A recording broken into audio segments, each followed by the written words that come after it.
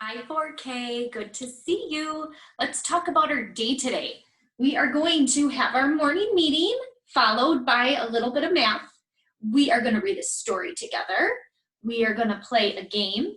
And then while at home, you will have some playtime and possibly some schoolwork today. I am going to send all of you a happy Tuesday hug today. And then we are going to come over and look at our ABC countdown. We have already taken off quite a few letters, and today we are taking off this letter here. Remember, these are our lowercase letters, and this is the letter G. Can we all make the letter G sound together? It sounds like this, G, G, G. So today you are looking for the letter G page in your sound book, and you are going to be coloring in all of those pictures that start with the G sound. Also today, for the letter G, you can play a game at home. Maybe you have a favorite board game that you could play with someone in your family, or maybe your whole family could sit down together and play that game with each other. Those are a lot of fun. We like to play games in my family. If you don't have a game at home that you would like to play, we've also included a game in your lesson plan today. So you can look for that game and you can play that one at home instead. Your choice. Okay, we are going to get started with our calendar. So let's take a look back here and we're gonna go over the days of the week together. So Sunday, Monday, Tuesday, Wednesday, Thursday, Friday, Saturday. We're gonna count until we get to this space right here. So we'll start with the number 1. 1, 2, 3, 4, 5, 6, 7, 8, 9, 10, 11, 12. And if you look, we are right in the middle of our teen numbers because those teen numbers all start with a number 1.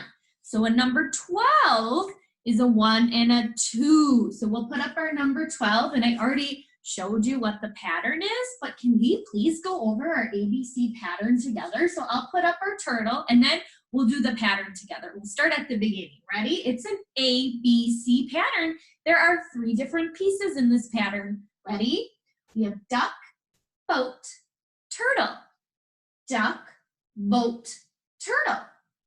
Duck, boat, turtle. Duck, boat, turtle.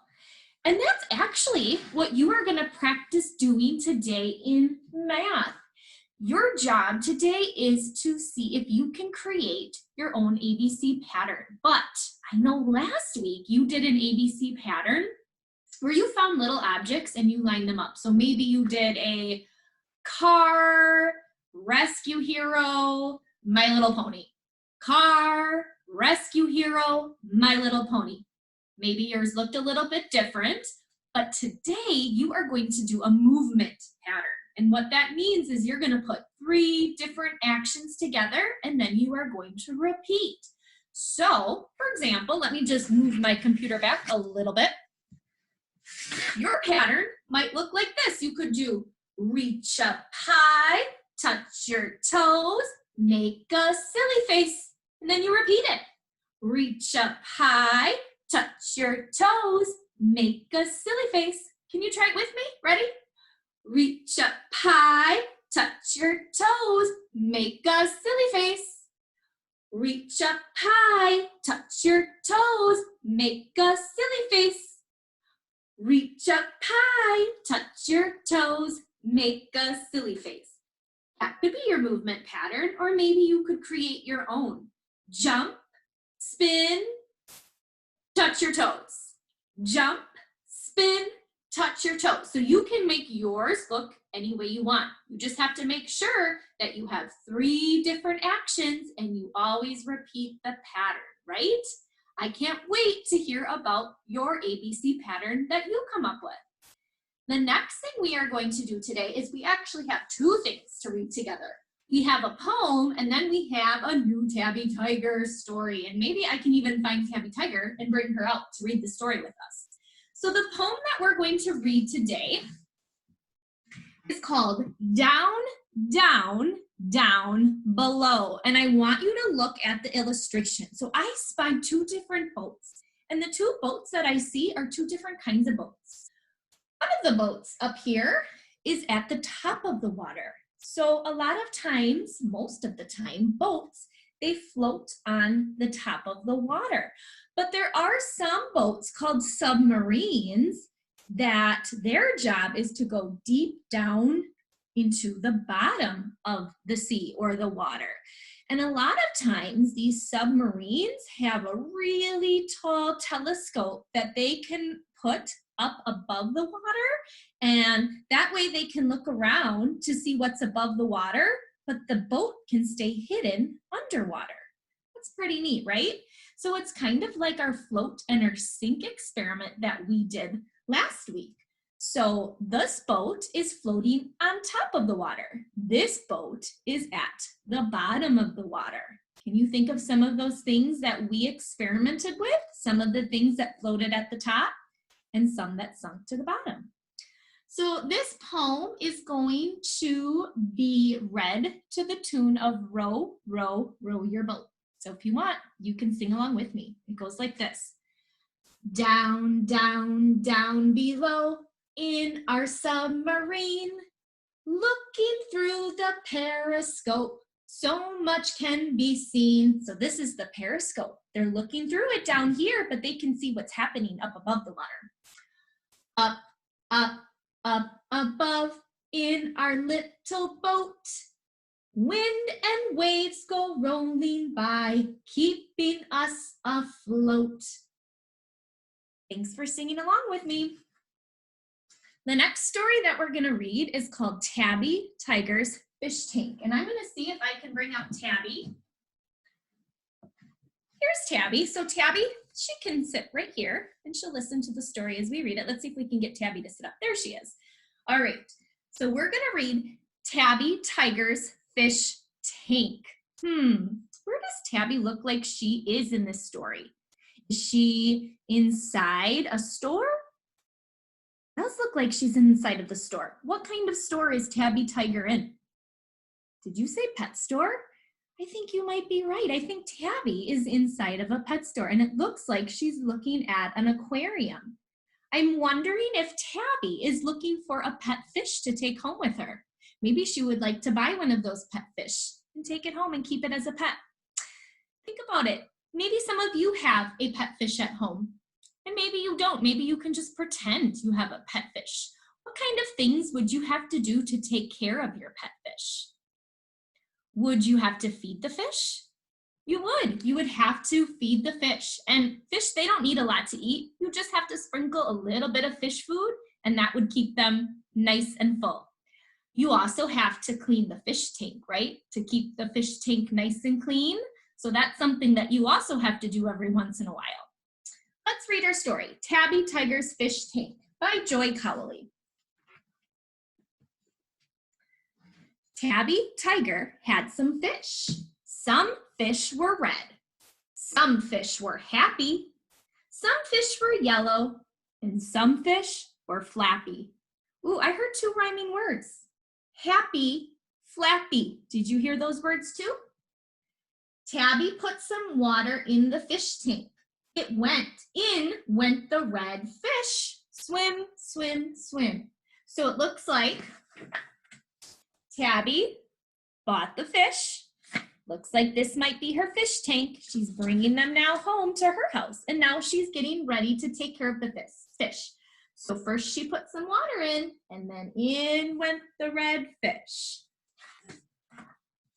Tabby put more water in the fish tank. In went the happy fish. Swim, swim, swim. Tabby put more water in the fish tank. In went the yellow fish. Swim, swim, swim. Do you see the word swim?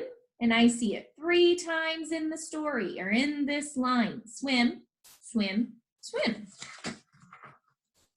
Tabby put more water in. And look at the word more. It's a little bit bigger than the rest of the text on the page. So that means that I say this word just a little bit differently than the rest of the words. Tabby put more water in the fish tank. The tank was full. So look at the fish tank. Do you think Tabby can put any more water in that fish tank?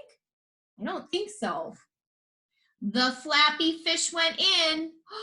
The full fish tank. Flap, flap, flap. Splash, splash, splash. Oh no, look what's happening.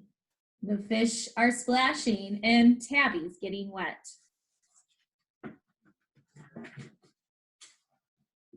Oh, and the last page. Wet, wet, wet. And there's Tabby, and she looks soaked, but she looks pretty happy too. I think she thinks it's pretty silly, right?